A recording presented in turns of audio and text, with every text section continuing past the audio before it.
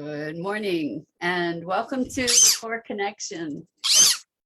I'm Mira Rubin here with you on Enlightened World Network, and this is my buddy Maggie, in case you haven't met her before. So today's topic is cleaning and the therapeutic value of cleaning. Hopefully you guys are seeing this. There was some technical confusion this morning, so if you're out there, please just put in a little bit of a chat, hello. And before we get started with today's topic, let's take a minute or two to get settled in and present. So let's take a deep breath in. Hi, Rosalind. Thank you so much. Really glad to see you here. And thank you for letting me know that things are working. That's awesome. And let's take a minute to get present, and then we'll talk about cleaning. So let's take a deep breath in through your nose and hold it. And imagine clean, crisp oxygen flooding into your lungs, flowing into your bloodstream, nourishing all your cells, all your organs, and bringing vital life energy throughout your body and being. And as you exhale any tension, any stress, any negativity or fatigue. And now let's take another deep breath in through your nose and hold it. And this time, imagine brilliant, bright light lighting you up from the inside out and electrifying and energizing all your molecules and all your electrons, and lighting you up from the inside out. And as you exhale any negativity, fatigue, and tension and stress. And now let's gently press our palms together and very softly rub them together to feel how delicious that sensation is, and allow yourself to be present and really experience the sensation available to you in this magnificent body of yours. So welcome. So glad to be here with you. And I am excited to talk about cleaning, of all things. So I had, yesterday was an interesting day. It was really an amazing day, and it had its challenges, and there have been some things going on. We had technical difficulties yesterday morning, which is why I was unable to go live. I couldn't get Restream. Restream was offline for some reason, and I had all this other stuff going on, and so I apologize for missing being with you yesterday. But anyway, I'm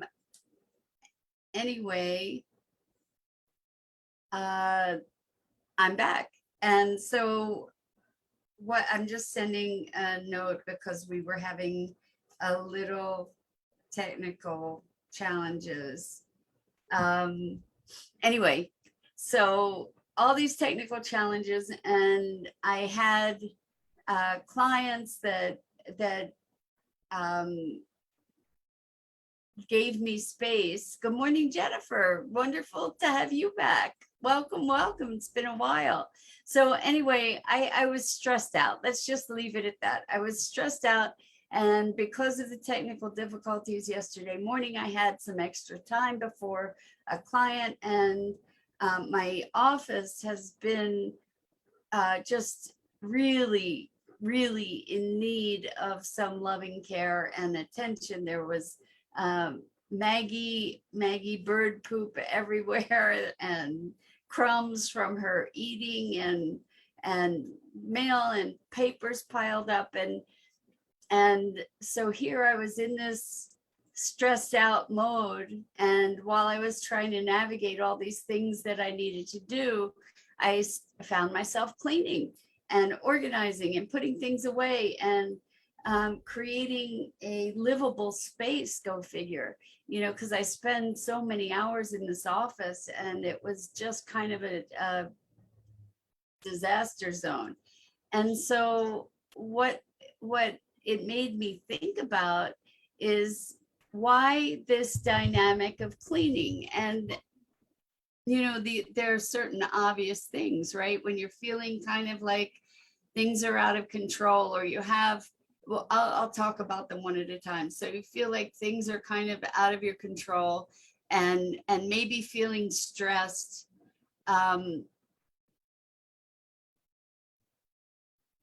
Well, definitely feeling stressed and with things feeling out of control, cleaning allows us to kind of feel like, well, this is something I can manage. This is something I can control, and I can get a visible and measurable result. Like, I can see the impact. I can make a difference here. This is something I can do.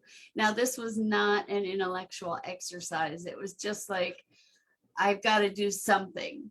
And so the thing is about cleaning is that there's a doingness to it. And, I talk about being rather than doing all the time, but in this case, there's all this extra energy that needs to be expelled. And certainly you could go and exercise. That would be another way to expel that energy. But I found myself cleaning to my delight, frankly, because I couldn't get myself to do it for weeks.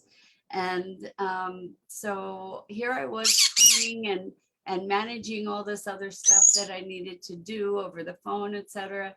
And the result is that I have this space that also feels more nurturing to me, more welcoming to me, more comfortable for me. And so in this instance, cleaning was a multifaceted gift to myself, right? It gave me an outlet for some of the energy that I was experiencing that I really needed to expel. And it also gave me something that was within my control, which, I'm not usually a control freak. And there were so many things kind of spiraling a bit that I just had all this pent up emotional energy. And I ended up with something that is feeling rewarding and comforting to have things organized and clean, to not be walking through Maggie droppings of food and otherwise on the floor and on my desk and on my keyboard, etc. So I wonder for you if cleaning is something that that you do. Like, it's not always a refuge for me when I'm experiencing stress, but in this case, it was the perfect gift to myself. And as I said, I didn't really premeditate it. And the interesting thing is that a couple days before, I was having a really stimulating conversation and exciting conversation. And while I was having that exciting conversation, I found myself cleaning. So that was really interesting too. It wasn't just like needing to be in control or even being stressed out because I was excited. In that case, it was just like having a lot of energy, which I'm processing through now too with these yawns, I guess. So Rosalind says, I have a vacation rental that's usually booked on the weekends. I have the whole week to clean it.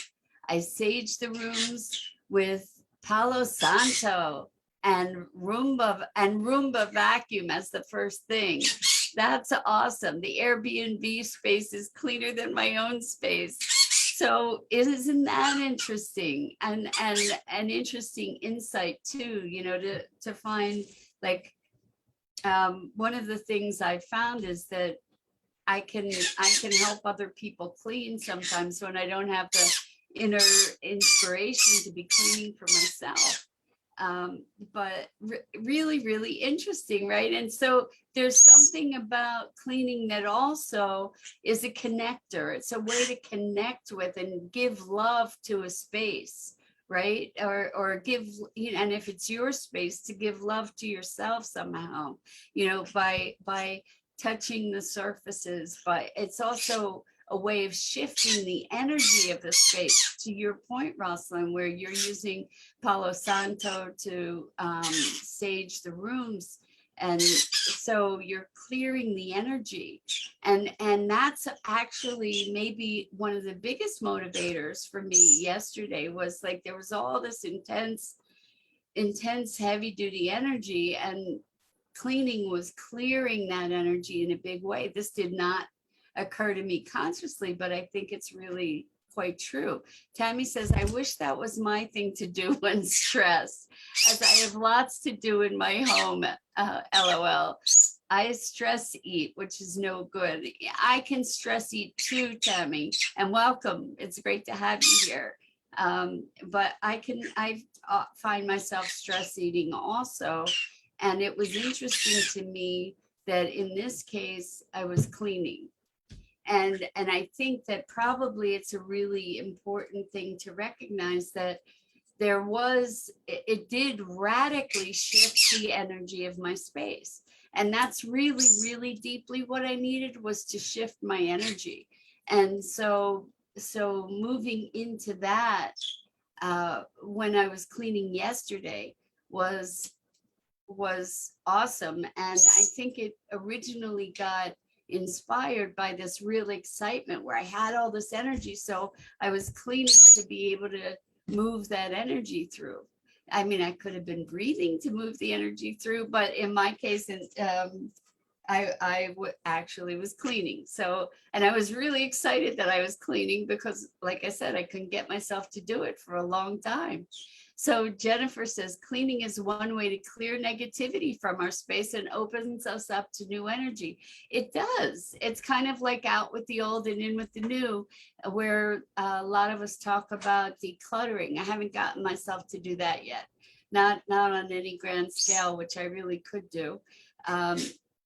But cleaning it really truly does shift the energy. So it takes energy, it requires energy, which can be a good thing because it can move out negative energy or over energy, of excitement or stress and tension. It can move that energy through. And it also shifts the energy of the space to make it a place where you can take a deep breath and maybe like let your shoulders relax and relieve some of the tension that might be in your neck, for example.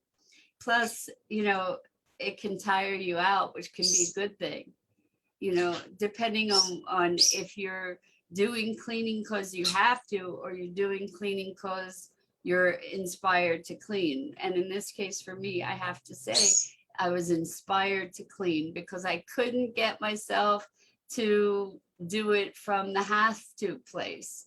So it was definitely coming from inspiration, and it turned out being a gift that really shifted my energy in a big way, which was really, really awesome. By giving me, it did give me a sense of control or impact in my environment.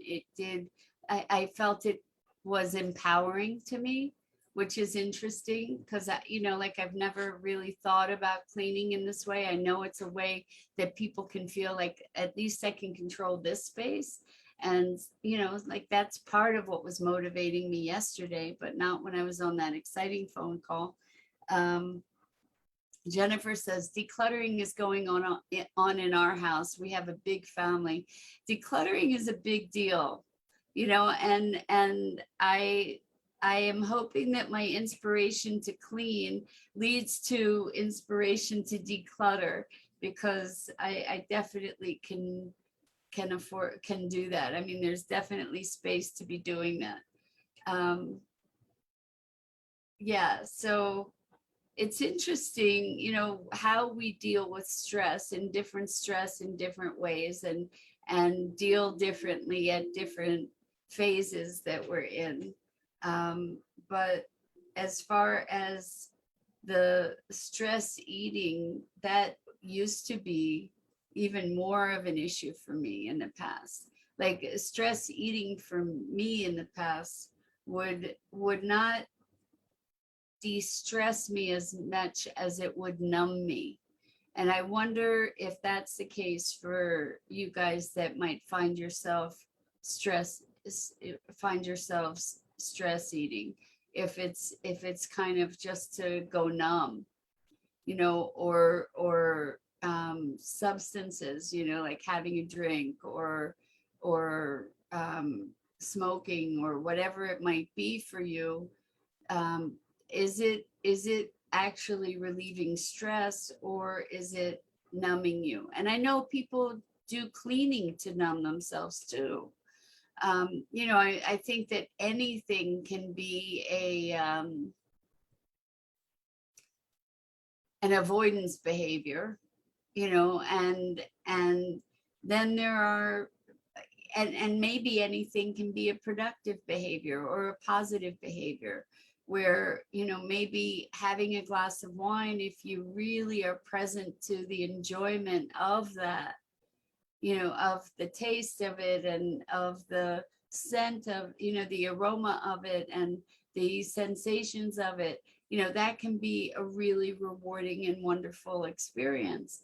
And there can also be drinking wine to numb yourself, or just to calm yourself to a place where you can actually be more present.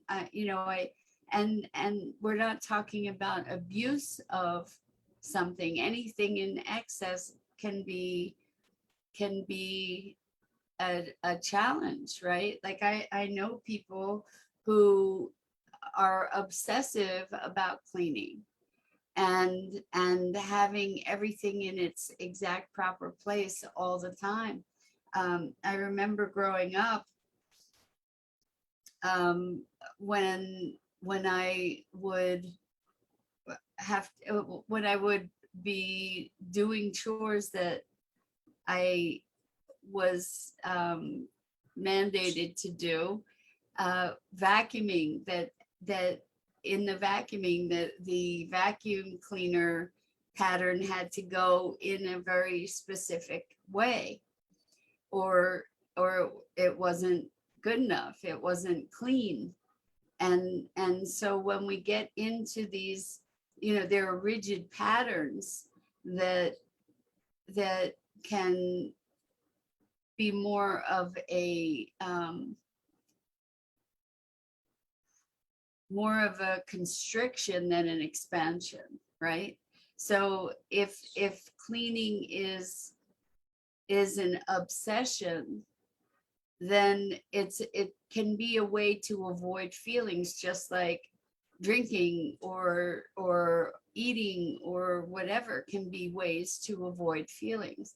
And I know that for me anyway, with stress eating, the stress eating, I wouldn't even be present to the flavor of the food or the texture or the experience of eating it. I would just eat to numb myself. I mean, I used to have a big issue with overeating and eating compulsively. That was what it was for me. And I think, again, anything we do compulsively is a behavior that, in some respects, it's cultivated as a survival behavior, but then it becomes a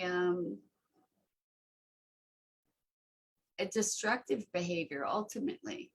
So, here I have been really looking to support myself by not forcing myself to do things that I don't want to do. And so I guess for me, it was a toss up between or a challenge between how much disorder is necessary before I want to clean, before I feel inspired to clean. because I actually had a pretty high threshold for that, because I just really just did not want to clean. And the thing is, it got to a point where it's just such a relief to have things clean, you know. And I guess I it's all relative. Like maybe I don't have anywhere near as high a threshold as other people might have, but I have much higher threshold than some for sure. But anyway, so Rosalind says if I'm cleaning up to the last minute, it feels good to take a shower when I'm done and then sit and relax. I used to use a cleaning lady, but I often would have to clean after she cleaned, So Rosalind, what a great point, and I get feeling good to take a shower and then relax and feel accomplished, right? But as far as having someone to come and clean, it's really interesting. I had somebody helping me clean at one point, and I would clean before she came to clean, and then I know other people that clean after the cleaner comes. So, it's just like I've been debating about that. I've been thinking, wow, I would so love to have somebody that would be able to come and clean, and I haven't taken that plunge. And maybe it's partly due to having to pre-clean or having to post-clean, like finding the right person to be able to do the stuff or to help while you're doing it. Like if I had somebody that was cleaning while I was cleaning, and had the same standard that I had, that would be great because things would be that much cleaner. Or maybe I could be getting help decluttering, and who knows, like that kind of thing. It's interesting to look at the ways that where we have the capacity to enlist help and where we don't, because why hire somebody to clean if you have to clean after them, right? I mean, that makes sense to me. Anyway, I remember having to, when I was growing up, we would have someone come in to help clean, and we'd have to clean up in order to make it possible for them to clean, right? Like if there's stuff all over the floor that they don't know where to put, what's going to happen with all of that? And it's so funny. It's so funny. So Jennifer says, if I was only cleaning up for myself, things would be spotless. But our home is lived in, so it's never really clean, but it's never unsanitary. I hear you, Jennifer. And that's kind of where I am with, and I apologize for the comparison. My cat is not really terribly messy. Except around her kitty litter. But there are cat hairs, that get everywhere. But this one, Maggie, oh my gosh, the mess that this bird makes, it's unbelievable. Everywhere in the house, like in the bathroom, in my bedroom, in the office, and in the kitchen. Part of it is because I allow her to fly around, and also because there are lots of wonderful things that she likes to chew on and leave crumbs, and also because I feed her in different places. So, it's on me, but oh my heavens, what mess everywhere. And Rosalind says, I have to declutter the ground before using the robot Roomba vacuum. I like the pattern it leaves on the carpets. Well, we were talking about patterns of carpet before. For me growing up, they had to be all lined up very, very precisely, the patterns on the carpet. I don't have much carpet. And it would be really interesting to see how the animals interact with the Roomba. Anyway, guys, thank you again for another awesome morning, talking about cleaning. How funny, right? But I think it's an important or valuable example to look at, to see the kinds of behaviors that we engage in that improve our experience of life or not. And so on that note, I just will wrap it up and tell you how much I appreciate you and this time that we spend together. I'm Mira Rubin. This is the Core Connection. And Maggie and I go live each weekday morning here on the Enlightened World Network Facebook page. Please check out the other awesome programming on Enlightened World Network and on Enlightened World Living and on EWN One with the Earth. Awesome programming. So much love to you guys. I look forward to spending time with you again soon. Thank you. And so much love.